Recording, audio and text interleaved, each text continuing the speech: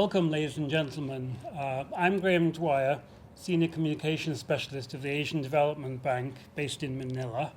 And I welcome you to this press briefing on the launch of the Asian Water Development Outlook 2016.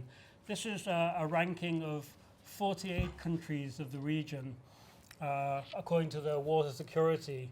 And to tell you more about it, I'm going to introduce you to two of our figures involved in the launch today.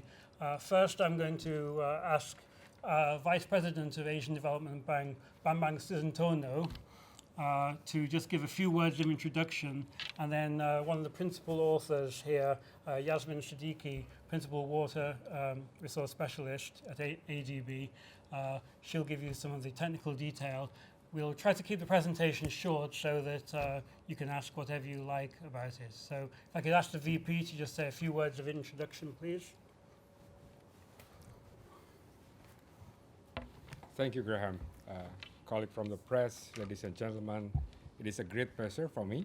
By the way, my name is Bambang Susantono. I'm the Vice President of Asian Development Bank in charge of knowledge management and sustainable development. And it is a great pleasure for me to share with you that this morning we, ADB, launched this report. This is the Asian Water Development Outlook 2016, Strengthening Water Security in Asia and the Pacific. And this morning we launched this, and I'm glad also to be with me to, in these occasions, my colleague Yasmin, who is the author of these publications. This is one of the flagship publications of the ADB. We in ADB has what we call the Finance Plus Plus approach, in which we are assisting our developing member countries, not only with loan and grant, those are the classic one, but we also provide some what we call the knowledge, which is through these publications, among others, and also the other plus is leveraging. In this case, the leveraging means also that we are working together with our knowledge partners. This publication is also a very good example of our collaboration with more than 5 research institutes in the world, where they are also peer-reviewed these publications. And this is, for us, is among the most rigorous scientific methods in terms of doing some publication in the sector like water supply. Right? So with that, I would like to turn to my colleague Yasmin, who is going to talk more on the contents and the main message of this report. But one thing that I would like to share with you also is that this publication confirms the strong correlations between water management and sustainable economic growth. Meaning that if a country would like to have sustainable economic growth, they have also to be able to manage their water resources in a good way. With that, again, I turn to Yasmin for the main message of this publication. Yasmin? Thank you very much, VP, and thank you to you as well, ladies and gentlemen, who are present here for this press briefing. As Vice President has mentioned, this is ADB's flagship publication on water security of our region. As many of you would be very familiar, our region is home to 60% of the world's population, and yet we have less than 1/3 of the world's freshwater resources. By 2030, we will also be home to 22 of the world's megacities. And this all means that there will be continued strain and stress on our water resources. At the moment, about 80% of our region's water resources are used in agriculture. But as we progress with economic development and an ever-increasing population, there will be an increased stress on the water resources for drinking, water supply, as well as industry and energy requirements. And so with the advent of the post-2015 development agenda and the Sustainable Development Goal for Water, our publication, the Asian Water Development Outlook, is very timely. Because within this, we have an understanding now of how our region is progressing in terms of water security. Just to give a bit of background, water security as a concept can be fairly untangible or difficult to explain. What we've tried to do with the Asian Water Development Outlook, and we started with the first edition in 2007, is to have a conceptual framework for measuring water security across 5 key dimensions. Now you could think of as the 5 major users of water. So that is access to water for households in terms of drinking water supply and access to sanitation. Secondly, water use for the economy, which looks at water in agriculture, industry and energy. Thirdly, water for cities. Fourthly, water for ecosystems and the environment. And the 5th dimension is the resilience of communities to water-related disasters. So that's the conceptual framework. And within that, we have indicators. So it's splitting the concept into these simple, measurable indicators. And we use open source data from reputable platforms such as WHO, the Joint Monitoring Programme, and we use like-for-like data across the region. So this then we aggregate into these 5 key dimensions and give a score out of 20 for each dimension. And when you add up the scores, you get a total score out of 100, and that's how we're ranking the countries. And inside our brochure, we've presented the ranking of all the countries in our region. What we'll see at the bottom of this ranking are the countries which are perhaps most water insecure. And at the top, we'll see the advanced economies which have worked very hard on securing water resources. And interestingly, some of these countries at the top, such as Singapore, may not be abundant in water resources themselves, but demonstrate their strong skills and governance to better manage water resources. So now turning to our overall findings, what we do see in the main messages is that overall there is a progression in the region since the last edition of this report, which was in 2013. And we do see that in 2013 there were 38 out of 49 countries which were ranked as water insecure. And now in the 2016 edition we see that the number has fallen to 29 countries. So overall there's a general progress across the region. However, the challenges still remain, as I showed you in this overall ranking, that there are a number of countries which still score very low on the list of league tables. And there's a range of areas that they score low on, but one of the biggest concerns we have is the increasing gap that we see in terms of provision of services for water supply and sanitation between the urban rich and poor, and also between rural areas and urban areas. So what we're seeing in some countries is that there is perhaps policy which is driving more provision of services in urban areas as compared to rural areas. And similarly, we see that there is an interest to provide to better off communities in those urban areas, and perhaps we're not targeting the poor as best as we could. So this widening gap is very important in the context of SDG 6, in which we're aiming for universal access of water and sanitation for all. Now also what we're seeing is that groundwater abstraction is a key concern of our region, and it's the hidden resource, and what we're terming it as is the elephant in the room, that we all know that we're using this resource, and Asia is the biggest pumper of groundwater resources in the world. And yet in terms of data availability and knowledge on how much water is there and the quality of this water, this all remains fairly limited. So there's a lot of work to be done on data and knowledge in the context of groundwater. Thirdly, we see that there's a strong correlation, as VP also mentioned, between water and GDP per capita. In fact, in the detailed document, we've actually plotted GDP per capita for each of these countries against its water security. And there's a strong correlation which indicates that countries which are very advanced economies and high on GDP per capita are also those countries which are strongest on their water security.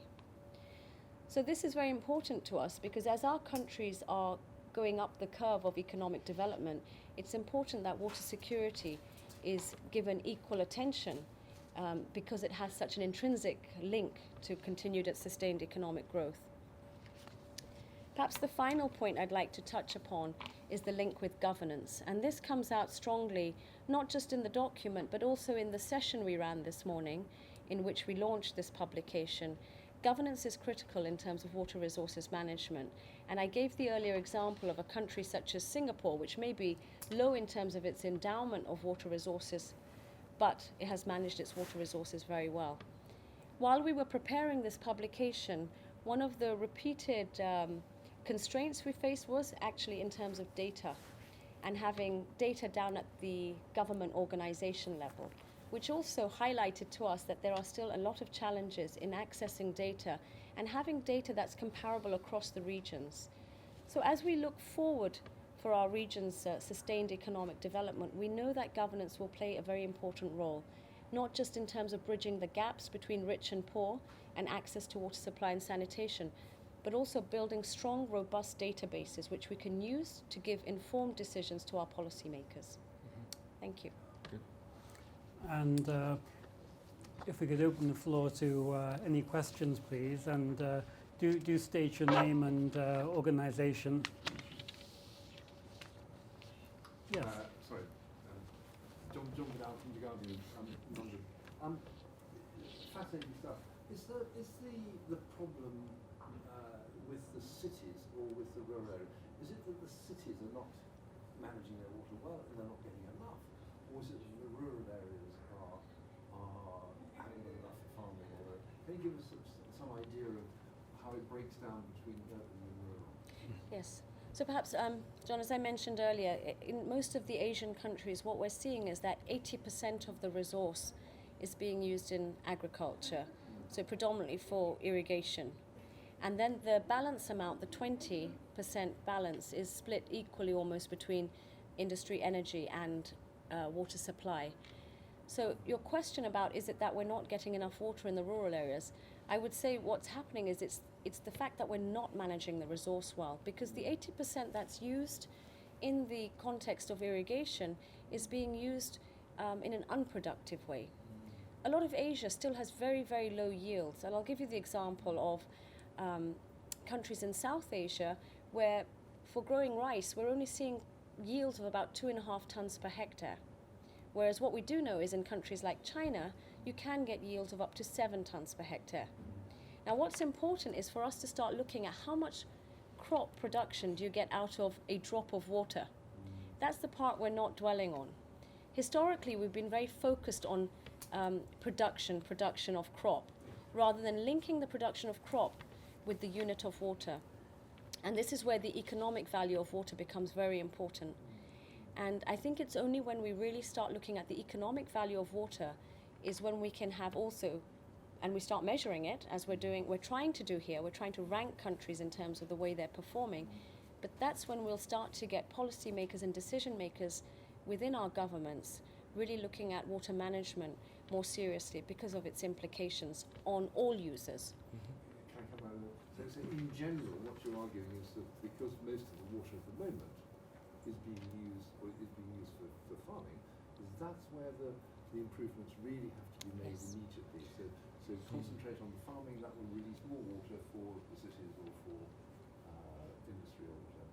Is that roughly? I mean, it's quite general. So yes, we need to make the use of water in agriculture because it's the bulk user and it's used very unproductively at the moment in many countries in our region. If we can make that more productive in its use, yes, we then free up more water within the basin for other users. But we also need to look at alternates within the cities as well, such as the options for reusing water. As again, we see in advanced countries, the reuse of water is very important. Maybe VP, you can speak from the city's context. Let me add also that the phenomena of rural and urban is not just two very different entities, because right now we know exactly what we call the nexus thing, that we tend to have a more comprehensive look at the problem. So water, for example, water, energy, food security, and cities, they are all together, and we have to see them as a sort of like one challenge in which they are related each other's. Cities in Asia and Pacific will be one of the prime mover for our economic growth. 70% of our GDP coming from the cities. And yet, on the other side of the coin, we also know that urbanization is very high in Asia Pacific, and 2/3 of our population will live in cities by 2050. That's also create a lot of demand for both the water supply and sanitation. But not only that, I think that we have also to see the other dimensions, which is what we call the urban and rural linkages. And so we are not only dealing with rural problems without, for example, addressing the urban problem, but vice versa. On the other way, we also have to take care on both issues. Okay. Sorry. Yeah. We were in the Mekong looking at Vietnam. Ho Chi Minh City, absolutely sort of mega city. That's right.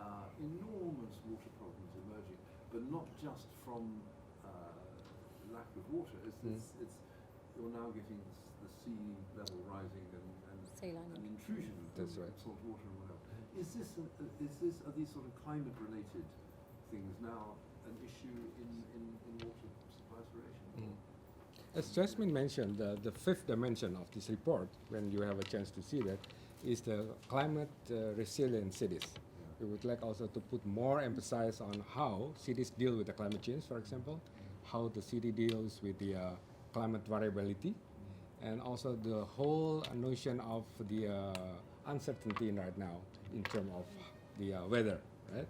So with that, it's again, we see that as not only water as a water, but also how the water, cities, food security, energy related, as well as to some extent later on with transportation, for example, because you mentioned about Mekong River, it's also a navigation facilities for those countries. So it's getting more and more comprehensive in nature, and we have to tackle them as a holistic approach. But come back to ADB. I mean, you're a bank. I mean, are you lending more money now to for water projects than you were, say, 10 years ago or 5 years ago, percentage-wise? Is water now a sort of major component of your lending? Have you changed your policies because of the water crises which are emerging? We are assisting our developing member countries based on demand, but let me cite one of our target, which is doubling our climate finance to 6 billion in 2020. And from the 6 billion, 3 billion will be on energy, Yes.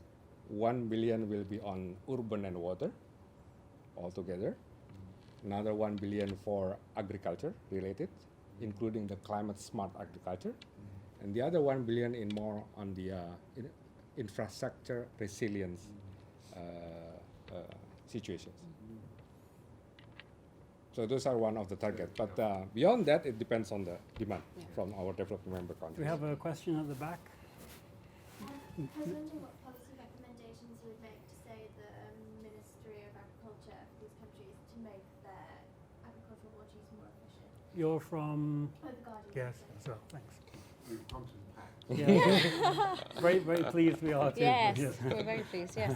That's So, in terms of the Asian Water Development Outlook, of course, it's looking at the results are at the regional level. But what I should add is what we've recommended in here and what we've already initiated is then working at the national basin and project level as well, which allows us to give more tailored recommendations to the governments that we're working with. And I can give an example. John had just requested earlier about Vietnam, but perhaps we can return to Vietnam to respond to this question in that you must be aware that there was this severe drought recently in Vietnam, the El Nino effect, and ADB was approached by the Vietnamese government for a project in the Central Highlands, which is very, very vulnerable to climate variability. What we've done there is to not only initiate work on looking at better management of water resources in irrigation, but also exactly what your colleague is asking, which is to start using technology. So we're using remote sensing applications to look at actually how much water is being used per crop. And you can start doing that now with the satellite data and measuring how much water is being used. And we're going to use that information to inform government on how they can better guide policies and better manage water. At the same time, we're looking at the groundwater pumping, because that's, of course, the fallback. In a drought, everyone starts pumping, and that's exactly what's happened in the highland area, where farmers who are responsible for high-value cropping have started using the groundwater to sustain their crops. So we're also looking at what's happening in terms of energy use, so that, again, the government can be informed with actual, real, tangible data and satellite data as well. And that helps inform their decisions. So yes, at the project level, at the basin level, we're doing a lot more of the detailed working to guide policy. But are you putting money for? I'm sorry, I'm so Yes, sorry. yes, yes, yes, please. Go for it, John. No, Yeah. Go, go, The- go on, Yeah. Tess. Okay, my last question. I promise. Yes. Yeah, okay, so all the way down the Mekong, and I use this as one example because it could be any river. I mean, what ADB and other banks are doing is they're funding enormous dams and things like that, which are having enormous downriver consequences on communities, on fish, on all kinds of different things. But I mean, surely, you as a bank, you're in a sort of invidious position because you have to fund whoever's going to give you the money. But at the same time, you must understand that if you're putting money into dams in Cambodia or Laos or wherever it is, that they are going to have enormous water effects further downstream. I mean, does this information inform your own lending as well? Yeah, one of the unique position of multilateral development bank like us is that we have a convening power. We have also we also be an honest broker for everybody. So one of the themes that we are having, and important themes in ADB, is what we call the regional cooperation and integrations.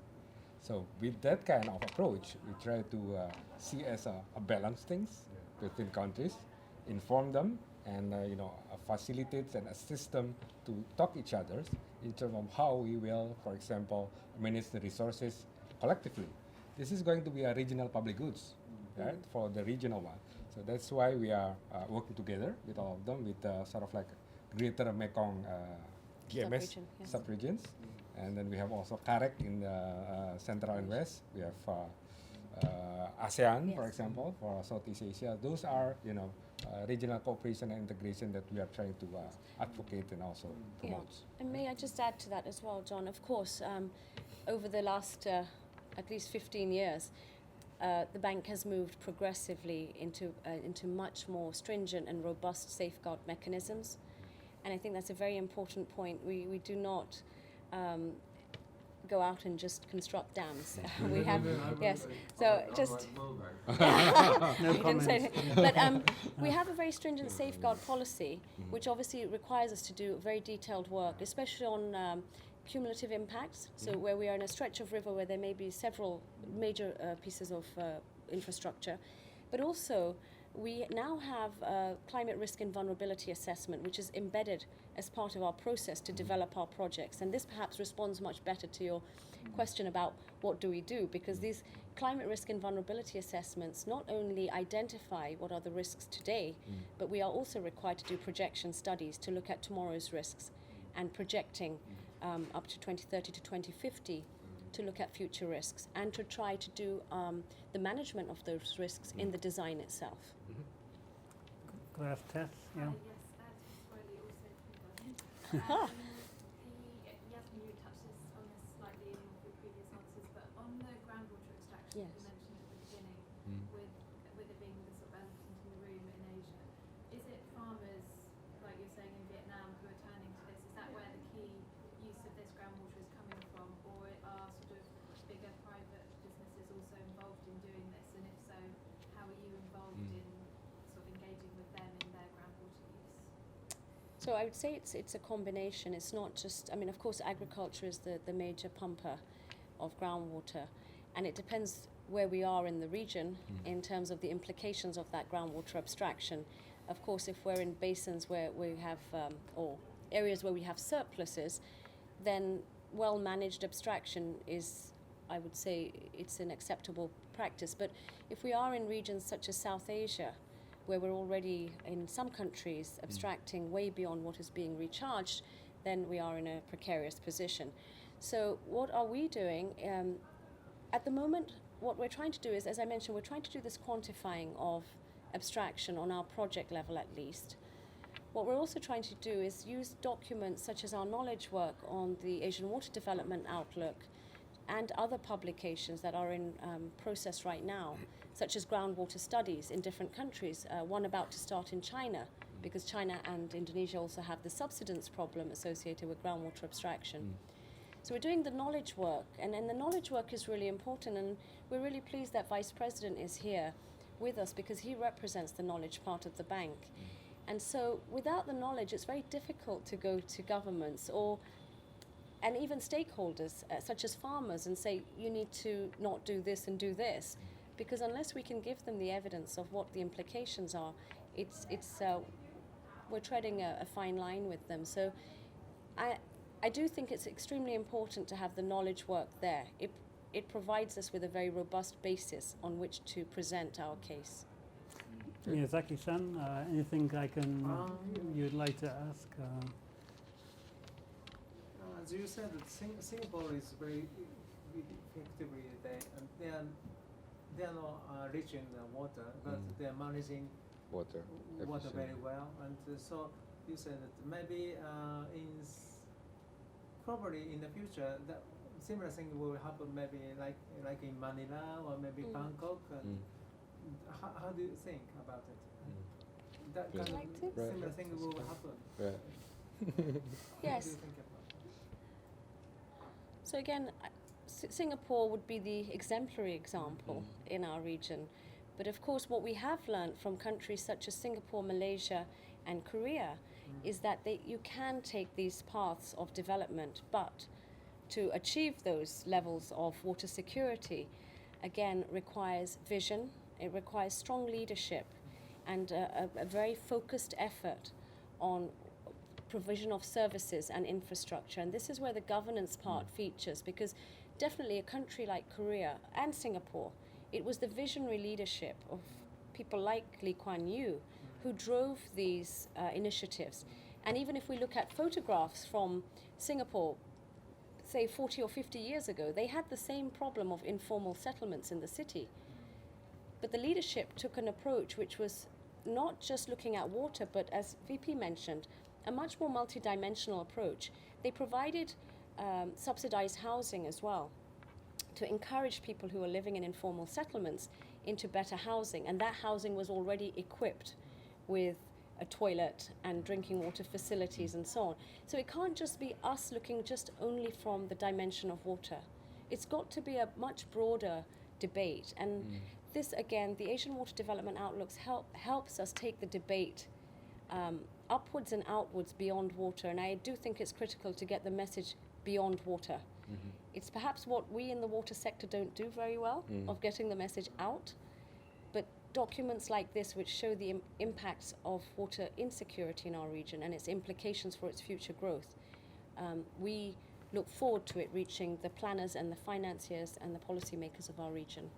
We only have 30 minutes here for this briefing, but we'd be glad to take it offline, of course. Is there a final question that I could coax from you? I think we should give this one to Guardian because Yes. they are Yes, the one yes, in yes, team. that's actually donated, yes. Thank you so much for your Yes. attention. Yes, We nice. do hope that by giving cross comparisons between countries, lesson learned, storylines, which one works, which one doesn't work, it can also provide some, sort of like a recipe for each unique country, the way forward, especially for managing their water. Right? Thank you so much again. Thank Really you. appreciate Thank you very it. much Thank for you. coming. Yeah.